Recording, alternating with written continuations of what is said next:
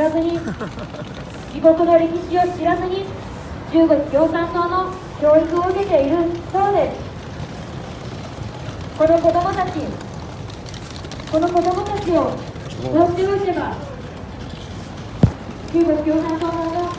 大陸の中で、まるでロボットのように、その臓器を奪い取られ、命を奪い取られ、生まれてきた意味すらも、このままでは失われてしまいます。これが今、隣国で、隣の大陸で起きていることです。情けは人のためならずという言葉もありますが、今、隣の国の政権がこうした人権弾圧をしている、その魔の手が今、日本にも迫ろうとしています。沖縄をはじめ、沖縄にはたくさんの今、中国の方々が引っ越しています。中国の人海戦術、その人口の多さを使ってバランスを中国側に持っていくような、そうした侵略が、目に見えない侵略があります。東トルキスタンで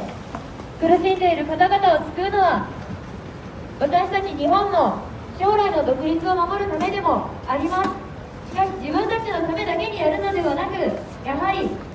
苦しんでいる方々がいるのなら、こうして親と引き離されて愛を知らずに育っている子供たちがいるのであるならば、どうか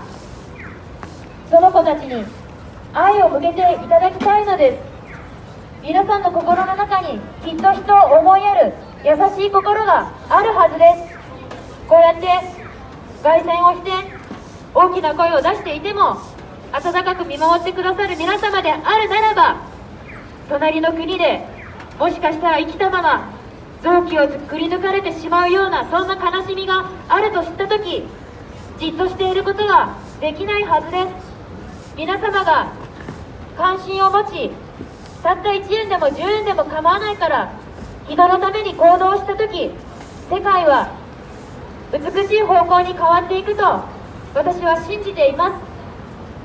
コーランの言葉に、人を救う者は世界を救うのと同じであるという言葉があります。一人の人間を救うことは世界を救うことに通じるのだと。一人の人間が行動することは世界の中で悪を広げるのではなく、善を広げる勢力が伸びるということです。皆様の小さなアクションがこの世界を愛に満ちたものに変えていくのです。ですからどうか1円でも10円でも構いません。そのお金の中に愛を込め、この東トルキスタンの独立運動に力を貸していただきたいと思います。そしてその行動によって、日本人は決して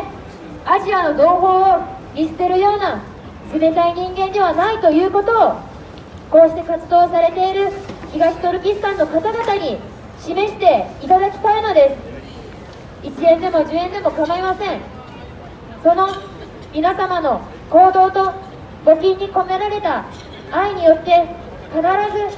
このアジアに広がる人権弾圧を止めていくことができると思います。